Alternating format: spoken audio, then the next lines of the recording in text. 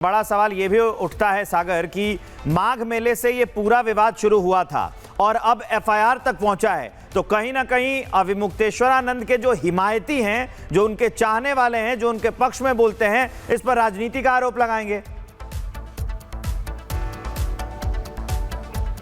देखिए, बिल्कुल अगर हम बात करें तो जब इस पूरे मामले में शंकराचार्य से मेरी बात हुई थी, उसके पहले जब ये आरोप उन पर लगातार लग रहे थे, फिर उसके बाद सवालों से वो बचने लगे यौन शोषण के मामले को लेकर। लेकिन अब जो है उन्होंने इस पूरे मामले पर जिक्र ये किया कि मौजूदा जो सरकार है वो उनको फंसाना चाहती है। यौन शोषण के मामले में भी उन्होंने अब देखिए राजनीतिक राग यहाँ पर अलापना शुरू कर दिया था। जो यौन शोषण के आरोप उन पर लगे, जो बच्चे सामने आ रहे हैं, उनको भी वो राजनीति में फंसा रहे हैं कि इन बच्चों को भी देखिए यहाँ पर बहला फुसलाकर हमारे खिलाफ बयान दर्ज कराए जा रहे हैं। लेकिन विवेक की संख्या कोई एक दो नहीं है, लगभग ये 20 बच्चे हैं जिन्होंने इस बात का जिक्र किया जो आशुतोष ब्रह्मचारी ने जिक्र किया है। देखिए, अभी कुछ देर पहले मेरी उनसे बातचीत भी हो रही थी। आशुतोष ब्रह्मचारी जो कि इस बात का जिक्र कर रहे हैं कि आगे जो है इस पर बहस होने वाली है 13 मार्च को। यह कहा जा रहा है कि अभी इस पूरे मामले पर अब अगली देखिए सुनवाई हो सकती है, क्योंकि जो खबर है कि माननीय पॉस्को न्यायालय ने बीएनएस की धारा 379 के तहत केस को रजिस्टर किया। अगली सुनवाई 13 मार्च की देखिए अब रखी गई है। 13 मार्च को अब हो सकता है कि दोनों पक्ष के वकील अब आमने सामने होंगे, अपनी अपनी बातों को यहां पर रखेंगे, जिक्र करेंगे कि आखिर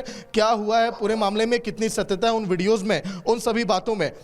क्योंकि जो आरोप लगे हैं शंकराचार्य पर वो छोटे मोटे नहीं, एक संत होने के बावजूद जो खुद को देखिए शंकराचार्य बताते हैं, उनके आखिर आश्रम के अंदर इस तरह की अवैध गतिविधियां क्यों चल रही हैं। पिछले लगभग 15-20 दिनों से शंकराचार्य जो है, जो चैनल इस पूरे मामले को देखिए उजागर कर रहा था शंकराचार्य के आश्रम को लेकर, उन चैनलों को आश्रम में जाना उन्होंने बैन लगा दिया। जब हमारी टीम पहुंची थी उनको भी रोका गया, कहा गया कि इस मामले पर आप बातचीत मत करिए। तो ऐसे में शंकराचार्य हो सकता है कि इस मामले पर खुद वो डरे हुए हैं, इसीलिए बार बार देखिए वो भागते फिरे। अब ऐसे में जो आरोप यहां पर लगे हैं, कोर्ट ने जो आदेश अब दिया एफआईआर का, झूसी थाने में जो एफआईआर दर्ज की गई, अब पुलिस की टीमें देखिए इसकी पूरी जांच करेंगी। आगे जब देखिए अगर एक एक राज जब सामने आएंगे तो हो सकता है जांच का दायरा और बढ़े। हर एक आश्रमों में लोगों, उन बच्चों से भी पूछताछ अब करेगी पुलिस की टीमें कि आखिर उनके बयान क्या है, किस तरह से अवैध गतिविधियां आश्रम के अंदर चलती थी। क्योंकि जो आरोप बार बार आशुतोष ब्रह्मचारी की तरफ से लगाया गया उसमें जिक्र यही किया शंकराचार्य कि जो आशुतोष ब्रह्मचारी हैं वो सरकार के दबाव में ये सब कर रहे हैं। सरकार उन्हें कह रही है कि हाँ, शंकराचार्य को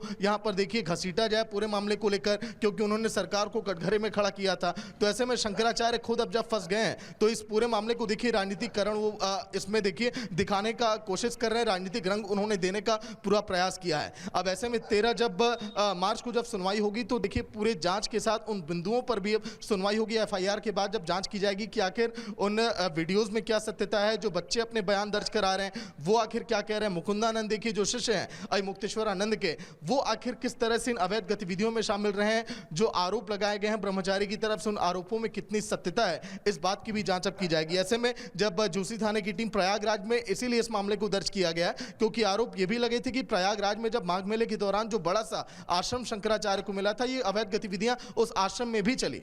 आश्रम के अलावा जो उनका वाराणसी में देखिए जो केदार घाट है, वहां पर उनका एक आश्रम है वाराणसी में, जहां पर मैं पहुंचा था। उस केदार घाट के आसपास जहां पर सभी शिष्यों को जमा करके वहां पर शिक्षा दी जाती है, शिक्षा की आड़ में क्या वहां पर भी इस तरह की अवैध गतिविधियां की जाती है, इस बात की भी जांच अब की जाएगी। ऐसे में पुलिस की टीमें हर एक देखिए पहलुओं तक जांच करेंगी। अब वाराणसी की भी टीमें अगर इसमें जांच में देखिए शामिल होती हैं, क्योंकि अभी तो प्रयागराज थाने में, झूसी थाने में एफआईआर दर्ज है, फिर इसके बाद जांच का दायरा बढ़ाया जाएगा। अब ऐसे में शंकराचार्य का क्या जवाब आता है इस एफआईआर के बाद। मुकुंदानंद देखिए क्योंकि पिछले कुछ दिनों से आश्रम में दिखाई नहीं दिए, जब पिछले एक हफ्ते पहले जब मैं गया था शंकराचार्य के आश्रम में, वहां पर वो दिखाई नहीं दिए, वो इस समय गायब हो चुके हैं, विलुप्त हो चुके हैं। हो सकता है कि उनको भी मीडिया के सामने आने से मना किया गया हो। ऐसे में सभी के बयान अब दर्ज किए जाएंगे एफआईआर के बाद और हर एक देखिए पहलुओं पर जांच अब की जाएगी। विवेक।